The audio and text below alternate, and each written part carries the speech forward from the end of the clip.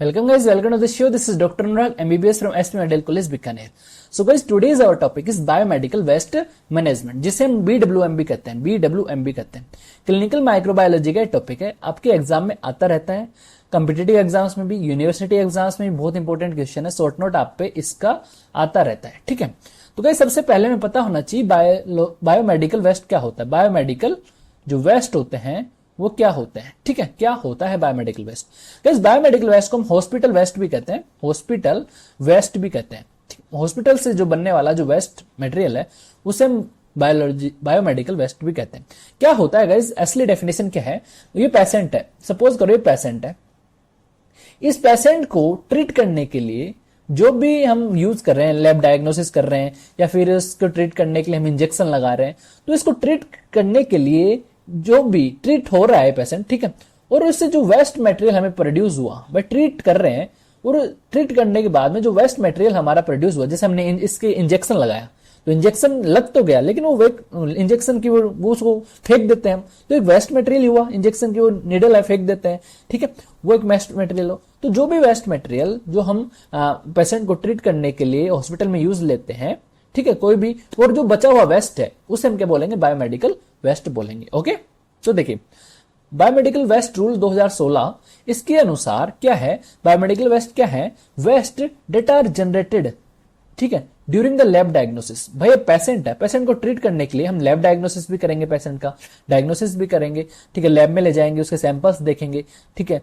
तो जो भी वेस्ट जनरेटेड हो रहा है ड्यूरिंग द लैब डायग्नोसिस के दौरान, पेशेंट के ट्रीटमेंट के दौरान, ठीक है, इम्यूनाइजेशन के दौरान, पेशेंट को इम्यूनाइज कर रहे हैं तो उसके दौरान, ठीक है, तो इन सभी के दौरान, इन सभी प्रोसेस के दौरान जो भी वेस्ट जनरेट हो रहा है गाइस, जो भी वेस्ट जनरेट हो रहा है उसे क्या बोलेंगे हम, बायोमेडिकल वेस्ट बोलेंगे. क्या बोलेंगे, बायोमेडिकल वेस्ट हम बोलेंगे. क्लियर, कंसेप्ट क्लियर होना चाहिए. What is the biomedical waste, ठीक है, ओके, क्लियर. आगे चले. अब देखो बायोमेडिकल वेस्ट जो रूल है, बायोमेडिकल वेस्ट रूल 2016, इसने 4 डब्बे दिए, 4 यहां पर क्या दिए, 4 कैटेगरीज दी, 4 कंटेनर्स दिए, 4 कंटेनर कि हमें बायोमेडिकल जो वेस्ट है उसको 4 कंटेनर, अलग अलग कंटेनर्स में डालना है. मतलब जिस टाइप का वेस्ट है उस हिसाब से. फॉर एग्जांपल येलो कैटेगरी वाले बैग में, येलो बैग में हमें क्या क्या, कौन कौन से वेस्ट डालने हैं. सबसे पहले वेस्ट डालना है ह्यूमन एनाटॉमिकल वेस्ट. जो ह्यूमन एनाटॉमिकल जो वेस्ट है, एक मिनट थोड़ा जूम करते हैं इसको. देखो येलो कैटेगरी में हम क्या डालेंगे, येलो कैटेगरी में देखना क्या डालेंगे, येलो कैटेगरी में हम डालेंगे ह्यूमन एनाटॉमिकल वेस्ट, ठीक है. ह्यूमन एनाटॉमिकल वेस्ट मतलब जो भी ह्यूमन, जैसे ह्यूमन का जो भी टिश्यूज है, टिश्यू, ह्यूमन टिश्यू हो गया, ह्यूमन को बायोप्सी लेने के लिए हम सैंपल लेते हैं तो वो हो गया, ठीक है, तो ह्यूमन एनाटॉमिकल वेस्ट डालेंगे. एनिमल एनाटॉमिकल वेस्ट, जो एनिमल को ट्रीट करने के लिए हम कोई भी बायोप्सी ले रहे हैं, वो सारी चीज डालेंगे, ठीक है. एक होता है सोइल्ड वेस्ट. सोइल्ड वेस्ट भी हम येलो कंटेनर में डालते हैं. सोइल्ड वेस्ट मतलब जो भी कॉटन हम यूज लेते हैं, ड्रेसिंग करते हैं पेशेंट की, ठीक है, वो सारे वेस्ट किस में डालेंगे हम, इन्फेक्शियस, इसमें येलो बैग में हम डालेंगे, ठीक है. सोइल्ड वेस्ट मतलब कॉटन हो गया, ड्रेसिंग वगैरह होगी, ठीक है. एक्सपायर्ड जो मेडिसिन हैं वो भी हम इसमें डालेंगे येलो बैग में, एक्सपायर्ड मेडिसिन होगी.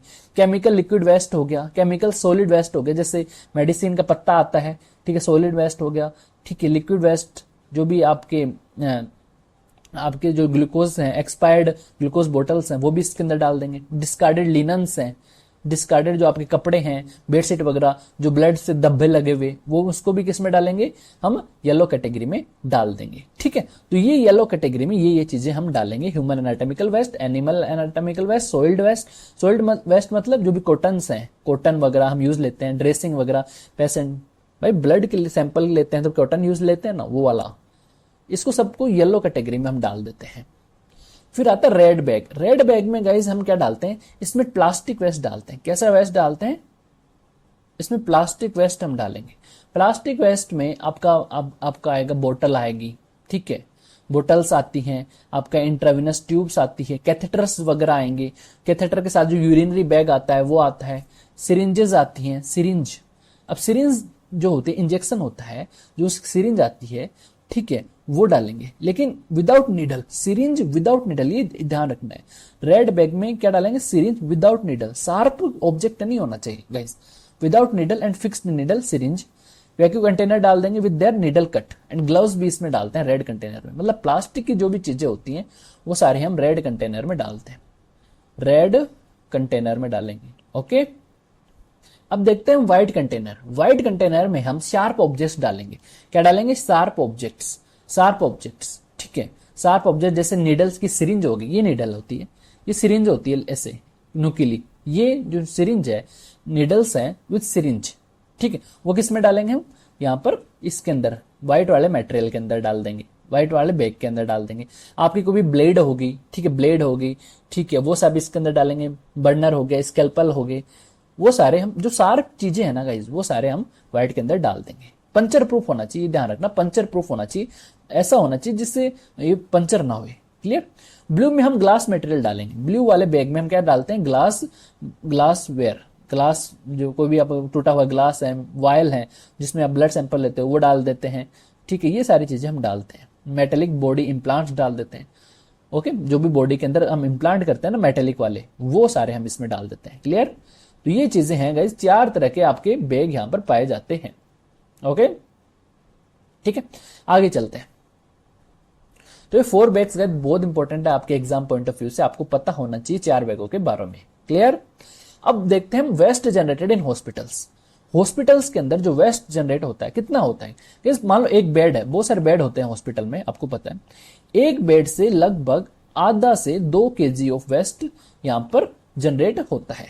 ठीक है, जनरेट होता है एक बेड से आधा से 2 kg वेस्ट पर bed.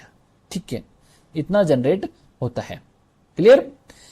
However biomedical waste account for minor proportion of total waste generated in hospitals.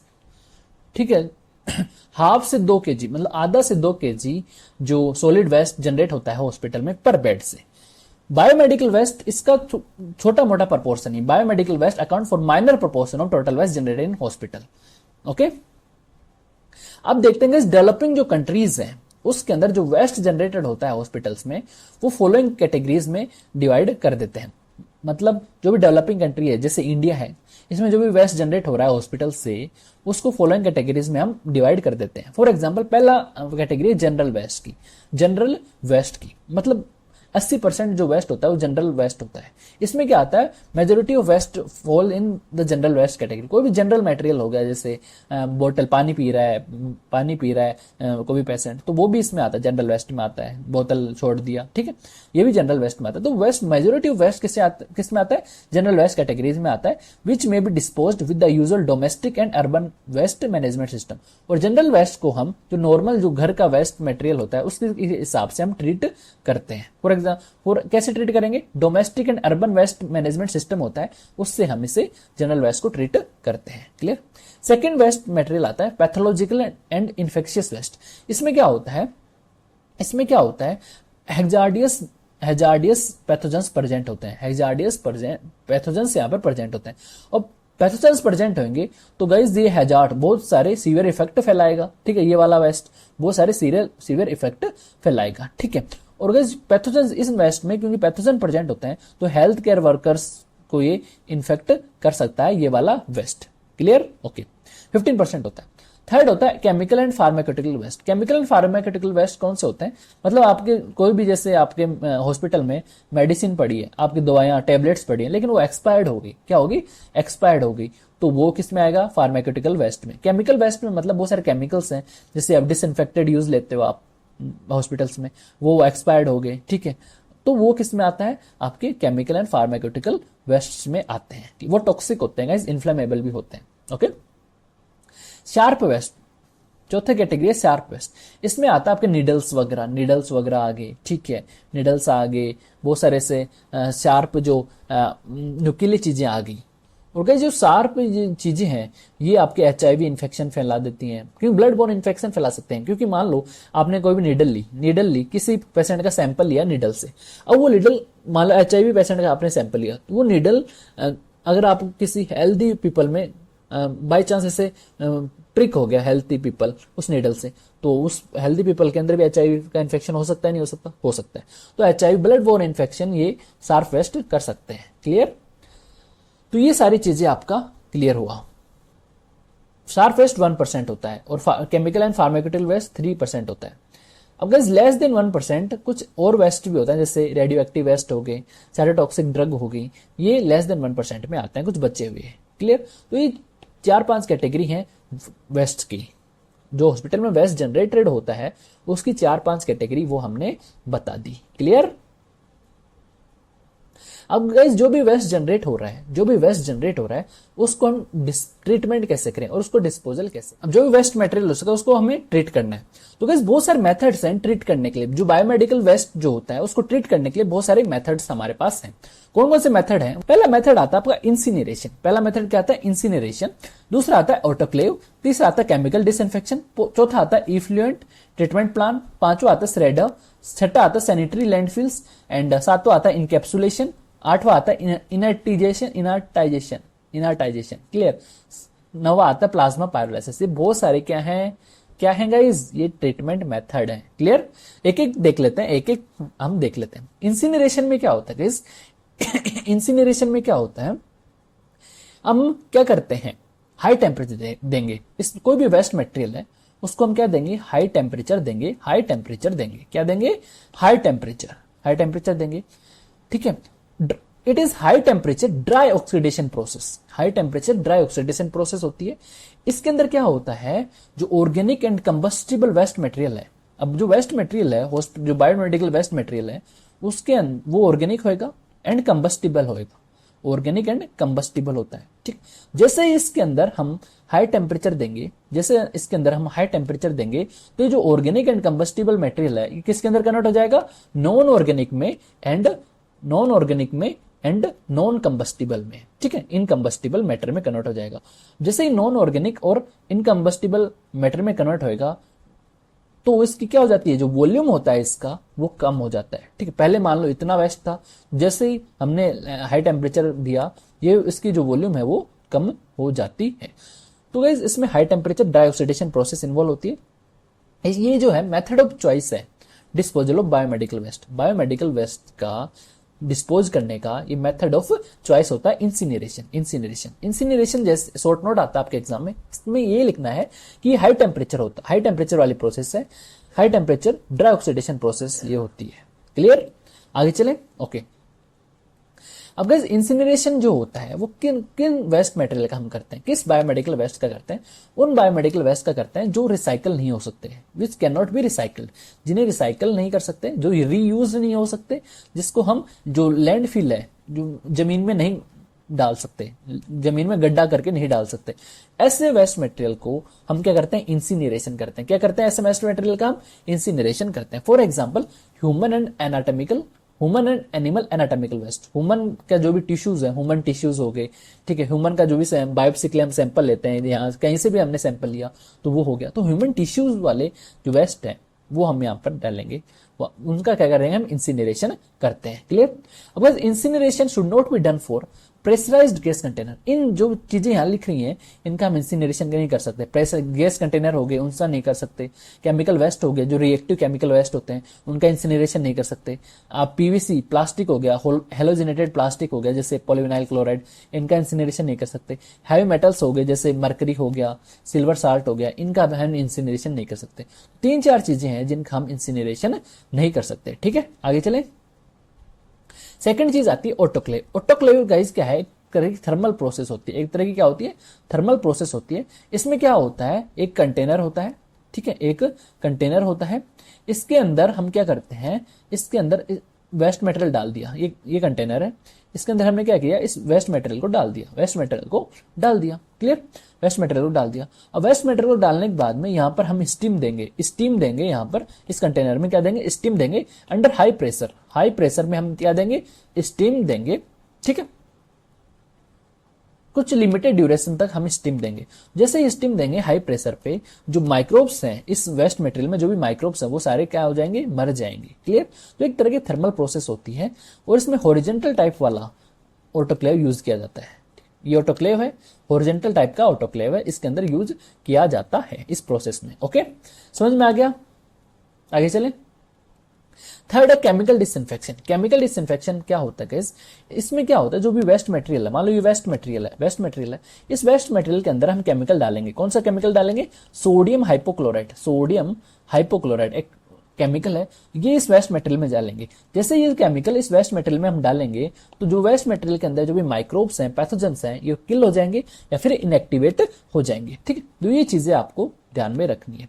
It result in disinfection rather than sterilisation. इससे क्या होगा, डिसइंफेक्शन होता है, स्टरलाइजेशन नहीं होगा। क्लियर, ज्यादा क्या मानेंगे इसको, डिसइंफेक्शन मानेंगे। ठीक है, it is more suitable for liquid waste material such as blood, urine, stool and hospital sewage.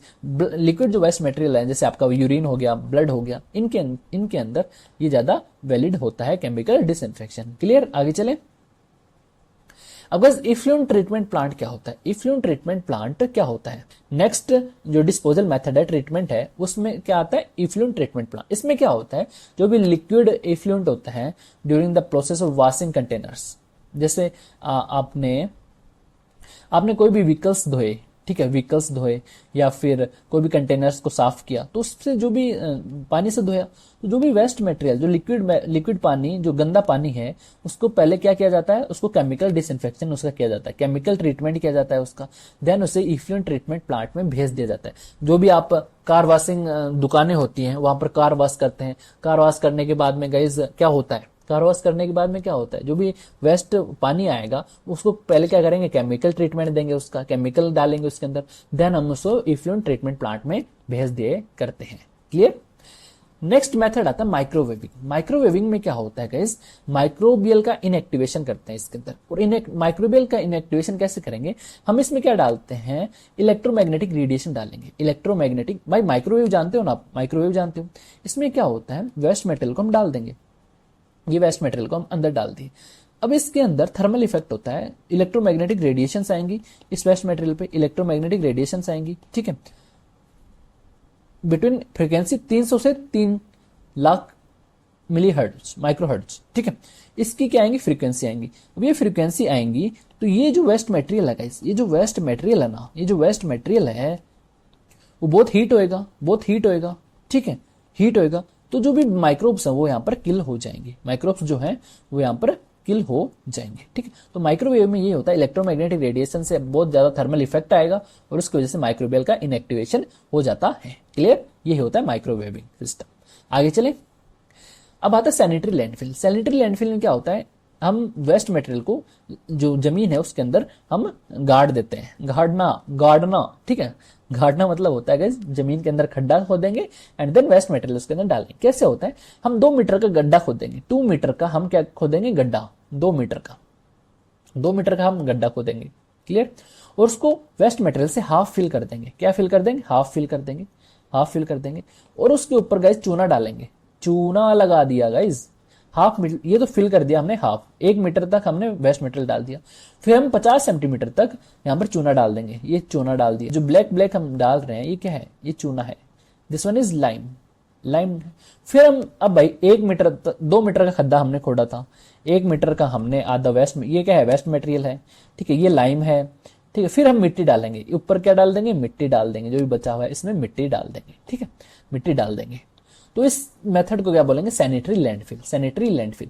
अब जो वेस्ट मटेरियल, आपने सोचा होगा कि वेस्ट मटेरियल के ऊपर मिट्टी क्यों डाले, क्योंकि वेस्ट मटेरियल बाहर के कॉन्टेक्ट में आ सकता है ना, इसलिए हमने सारी चीजें की। लाइम इसलिए डाला क्योंकि इजी ना हो वेस्ट मटेरियल को ऊपर आने के लिए। क्लियर, समझ में आ गया। ओके, इनकैप्सुलेशन में क्या करते हैं, सैनिटरी लैंडफिल हो गया।